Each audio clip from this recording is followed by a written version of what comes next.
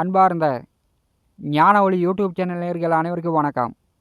இந்த பதிவில் ரிஷப ராசி அன்பர்களுக்கு சுக்கிரன் பெயர்ச்சி சிறப்பு பலன்கள் காணலாம்.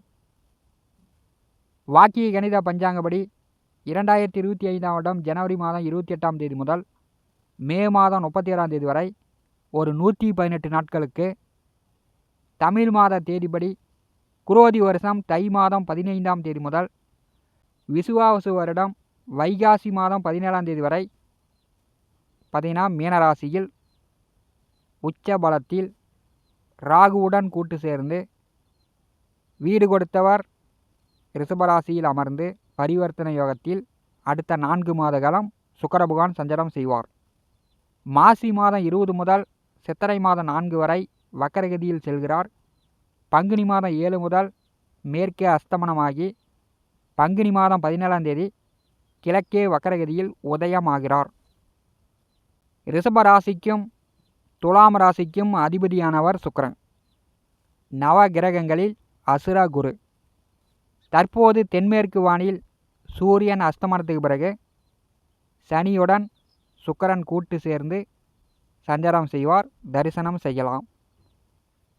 சுக்கிரன் மலைக்கு அதிபதி. அடுத்த 4 மாத காலம் நீர் ராசியில் செல்லும்போது கோடை காலத்திலும் கனமழை பொழியும். மழை அதிகமாக பொழியும் போது ராகுவுடன் சுக்கிரன் கூட்டு சேர்ந்திருக்கும் போது புதிய நோய் நொடி தொந்தரவுகளால் மக்கள் அவதியடையக்கூடிய நிலை ஏற்படும். இந்த குரோதி வருஷம் பார்த்தீங்கன்னா மிதுனம் கடகராசியில் பல மாதமாக செவ்வாய் சஞ்சாரம் செய்கிறார். வருட கடைசியில் இந்த சுக்கிர பகவான் வந்து மீனராசியில் 4 மாத காலம் சஞ்சாரம் செய்கிறார். ரிஷபராசி அன்பர்களுக்கு எந்த மாதிரியான பலாபலன்கள் கிடைக்கும் என்பதை இந்த பதிவில் காணலாம். நம்முடைய சேனலை இதுவரை சப்ஸ்கிரைப் செய்த அன்பர்கள் மறக்காமல் சப்ஸ்கிரைப் செய்து கூடவே இருக்கின்ற ஆல் பட்டன் அழுத்திங்க. நன்றி. ரிஷபராசியின் அதிபதி அவரே வந்து 6ஆம் வீட்டிற்கு அதிபதி. அவர் வந்து லாபஸ்தானத்தில் வரும்போது அதிக நண்பர்கள் வருவாங்க. ஆணாக இருந்தாலும் சரி பெண்ணாக இருந்தாலும் சரி இந்த காலகட்டத்தில் புதிய புதிய நண்பர்கள் வருவாங்க. வேலையில் இருப்பவர்கள் அரசு துறையாக இருக்கலாம், தனியார் துறையாக இருக்கலாம், வேலையில் இருப்பவர்களுக்கு அதிக பணத்தை பெற்றுத்தரும். நல்ல லாபம் சம்பாதிக்க போகிறீங்க. வேலையே இல்லாதவர்களுக்கு இந்த காலகட்டத்தில் நினச்ச மாதிரி எதிர்பார்த்த மாதிரி வேலை கிடைக்கும். பர்மனண்ட் வேலையில் இருப்பவர்களுக்கு ப்ரமோஷன், கூடுதல் சம்பளம், நீங்கள் நினச்ச மாதிரி எதிர்பார்த்த மாதிரி இடமாற்றம் இதெல்லாம் வந்து இந்த காலகட்டத்தில் நடக்கும். 11ஆவது வீட்டிலே ராகு அமர்ந்திருக்கிறார். கோச்சாரத்திலே 11ஆவது வீட்டிலே ராகு வருவது பிரம்மாண்டமான யோகம், திடீர் அதிர்ஷ்டங்களை கொடுக்கக்கூடிய ஒரு அமைப்பு. ராகுவுடன் சுக்கிரன் கூட்டு சேரும்போது மூத்த அண்ணன் அக்கா உடன் பிறந்தவர்களுக்கு ஏதாவது நோய் நொடி தொந்தரவு, வசதி குறைபாடு, உடல் அளவில் தொந்தரவு இருந்துச்சுன்னா இந்த காலகட்டத்தில் அவங்களுக்கு நீங்கும். மூத்த உடன் பிறந்தவர்களால் ரிஷபராசி என்பதற்கு ஆதாயம் உண்டு. அவங்களால் உங்களுக்கு உதவி உண்டு. மூத்த உடன் பிறந்தவர்கள் குடும்பத்தில் சுப விசேஷங்கள் இந்த காலகட்டத்தில் நடக்கும். சுக்கிரன் ராகுவுக்கு வீடு கொடுத்தவர் ஜென்ம ராசியிலே அமர்ந்திருக்கிறார். பார்த்தீங்கன்னா உங்களுக்கு ஜென்ம குரு ஓடிக்கொண்டிருக்கிறது. அரசியலில் இருக்கக்கூடியவர்கள், அரசு வேலையாக இருந்தாலும் சரி அரசியலில் இருந்தாலும் சரி இந்த காலகட்டத்தில் பேரும் புகழும் கிடைக்கும். மக்கள் வந்து உங்களை போற்றுவார்கள். புதிய பதவியெல்லாம் தேடி வரக்கூடிய அமைப்பு ரிஷபராசி என்பதற்கு இந்த காலகட்டம் உண்டு. 11ஆம் இடம் என்பது வெற்றி ஸ்தானம். ஒரு மனிதனுடைய ஆசையை நிறைவேற்றக்கூடிய ஒரு ஸ்தானம். அங்கே வந்து சத்ருஸ்தானாதிபதி வரும்போது பகையாளி யாரும் இருக்க மாட்டாங்க. எதிரி வந்து இருந்தாலும் உங்களுக்கு நண்பர்கள் ஆவார்கள்.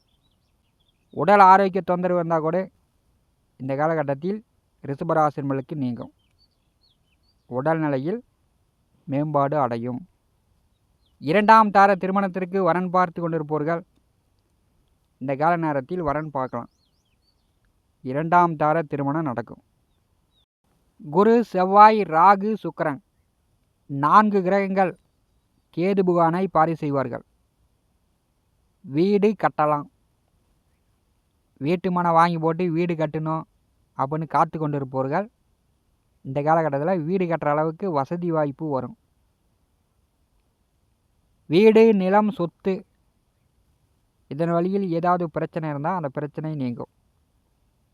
விவசாயம் செய்து கொண்டிருப்பவர்கள் விவசாயம் இந்த காலகட்டத்தில் வெள்ளாமை நன்கு செழித்து வளர்ந்து நல்ல மகசூலை கொடுக்கும்.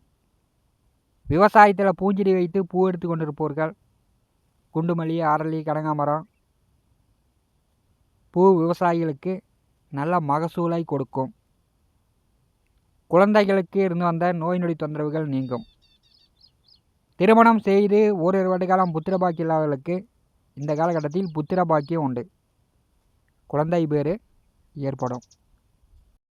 சினிமா துறையில் இருப்பவர்களுக்கு புதிய வாய்ப்புகள் தேடி வரும். நடிகர், நடிகைகள், பாடலாசிரியர், கவிஞர்கள், கதை எழுதுபவர்கள், மியூசிக் டைரக்டரு, கேமராமேன் இந்த காலகட்டத்தில் ஜொலிக்கலாம். சினிமா துறைக்கு முயற்சி செய்யக்கூடியவர்கள் இந்த காலகட்டத்தில் முயற்சி செய்யலாம். நீங்கள் எதுக்கு முயற்சி செய்கிறீங்களோ அது உங்களுக்கு இந்த காலகட்டத்தில் வாய்ப்புகள் தேடி வரும். ராகு, சுக்கிரன் கூட்டணி சேரும்போது ரிஷபராசினர்களுக்கு ஒரு நல்ல வாய்ப்புகள் உண்டு. பணம் சார்ந்த பிரச்சனைகள் இந்த காலகட்டத்தில் பெரும்பாலும் கொஞ்சம் தீரக்கூடிய வாய்ப்புகள் உண்டு. தை மாதம் 29ஆம் தேதி குரு வக்கர நிவர்த்தி அடைந்து நேர்கதியில் முன்னோக்கி செல்வார். அப்போ பெரும்பாலும் கடன் இருந்துச்சுன்னா கடனை கொடுத்து அடைப்பதற்கான அந்தளவுக்கு பணம் வரும். விளையாட்டு போட்டி பந்தயங்களில் வெற்றி பெற்று பரிசு பதக்கலாம் வாங்கக்கூடிய வாய்ப்புகள் உண்டு. ராகு, சுக்கிரன் கூட்டணி சேரும்போது திடீர் அதிர்ஷ்டம், லாட்ரி, ரேஸு, பந்தயங்களில் திடீர் அதிர்ஷ்டம் வரக்கூடிய வாய்ப்பும் ரிஷபராசி அன்பர்களுக்கு உண்டு. இதெல்லாம் நீங்கள் பயன்படுத்தி கொள்ளுங்கள். 2வது வீட்டிலே செவ்வாய் அமர்ந்திருக்கும் போது பணம் வர்றது அளவுக்கு செலவுகள் இருக்கிறது. செலவு அதிகமாக வருதுனாவே பண தேவை இந்த காலகட்டத்தில் உங்களுக்கு பூர்த்தி ஆகும். வசதி படைத்தவர்கள், அதிகாரத்தில் உள்ளவர்களுடைய நட்பு கிடைக்கும். பெரிய மனிதர்களுடைய அறிமுகம் ரிஷபராசி என்பதற்கு இந்த காலகட்டத்தில் கிடைக்கும். இதை நீங்கள் பயன்படுத்தி கொள்ளுங்கள். மாசி 20 முதல் சித்திரை மாதம் 4 வரை வக்கரகதியில் செல்கிறார். அப்போ பார்த்திங்கன்னா பாக்கியஸ்தானத்திற்கு செல்வது போல் உங்கள் பயணங்கள் வெற்றியாகும். ஆன்மீக காரியங்கள், கோயில் காரியங்களுக்காக செலவுகள் உண்டு. கும்பாபிஷேகம், கோயில் திருவிழா இப்படி ஆன்மீக காரியங்களுக்காக செலவுகள் உண்டு. இதுவரை போகாத கோயிலுக்கு போட்டுருவீங்க. இந்த காலகட்டத்தில் பயணங்கள் உண்டு. தான தர்மமும் செய்வீர்கள். பங்குனி மாதம் 7 முதல் 17 வரை அஷ்டங்க நிலையில் இருக்கும்போது பணத்தை தேவையில்லாமல் செலவு செய்து விரயம் செய்யக்கூடிய அமைப்பு உண்டு. பங்குனி 7 முதல் 17 வரை ஒரு 10 நாட்களுக்கு பகை விரோதமும் வரத்துக்கு வாய்ப்புண்டு. இந்த காலகட்டத்தில் கவனமாக இருக்கணும். மனம் சஞ்சலப்படக்கூடாது. எதிர்பாலினர்களிடம் அசிங்க அவமானப்படக்கூடிய நிலையும் ரிஷபராசி என்பதற்கு ஏற்படுத்தி விடும். ரிஷபராசிக்கு 11வது வீட்டிலே சுக்கிரன் வரும்போது ஸ்ரீ ரங்கம் சென்று ஸ்ரீ ரங்கநாதரை வழிபடுங்க. ஸ்ரீ ரங்கா ரங்கா ரங்கா என்று ஸ்ரீ ரங்கநாதர் பெயரை உச்சரியுங்கள். ரங்கநாதர் அருளால் ரிஷபராசி என்பவர்களுக்கு பணம் சார்ந்த பிரச்சனைகள் இந்த காலகட்டத்தில் தீரும். தொழில் நன்கு வளர்ச்சியாகும். விவசாயம் முதல் விஞ்ஞானம் வரை, வண்டி வாகன தொழில், இயந்திர தொழில், ஃபேக்ட்ரி, கடல் கடந்து வாணிபம் செய்யக்கூடிய அனைவருக்கும் இந்த காலகட்டத்தில் ராகு சுக்கிரன் கூட்டணி நல்ல முன்னேற்றங்களை கொடுக்க போகிறது. பணம் சார்ந்த பிரச்சனைகள் பெரும்பாலும் தீரும். பங்குனி மாதம் சூரிய சந்திர கிரகணம் நிகழ்கிறது. சூரியன், புதன், ராகு, சுக்கிரன் கூட்டணி சேரும்போது அரசு மூலம் உதவிகளும் ஆதாயமும் ரிஷபராசி என்பளுக்கு கிடைக்கும். அரசு தேர்வு எழுதக்கூடியவர்கள் பங்குனி மாதம் அரசு தேர்வில் வெற்றி பெறலாம். அரசு வேலை கிடைப்பதற்கான வாய்ப்புகள் உண்டு. ராகு பெயர்ச்சிக்கு இன்னொரு 3 மாத காலம் இருக்கிறது. இந்த 3 மாத காலத்தில் பெரும்பாலும் 11வது வீட்டிலே ராகு அமர்ந்திருக்கும் போது ரிஷபராசி என்பளுக்கு பெருத்த லாபத்தை கொடுக்கும்.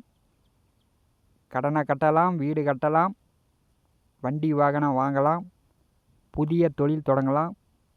அதற்குண்டான பண வசதியை இந்த காலகட்டத்தில் ஏற்படுத்தி தரும். ரிஷபராசி நண்பர்கள் பயன்படுத்தி கொள்ளலாம். இந்த காணொலியை பற்றி உங்களுடைய மேனா கருத்துக்களை நம்முடைய காமெண்ட் பாக்ஸில் பதிவு செய்யுங்கள். நம்முடைய ஞான ஒளி யூடியூப் சேனலை பார்த்து கொண்டிருக்கக்கூடிய அன்பர்கள், இதுவரை சப்ஸ்கிரைப் செய்த அன்பர்கள் மறக்காமல் நம்முடைய சேனலை சப்ஸ்கிரைப் செய்து கூடவே இருக்கின்ற ஆல் பட்டன் அழுத்திங்க. தினந்தோறும் நம்முடைய சேனலில் ஜோதிட பலன்கள் பதிவிடப்படும். உடனுக்குடன் பார்த்து பயன்பெறுங்கள். நன்றி, வணக்கம்.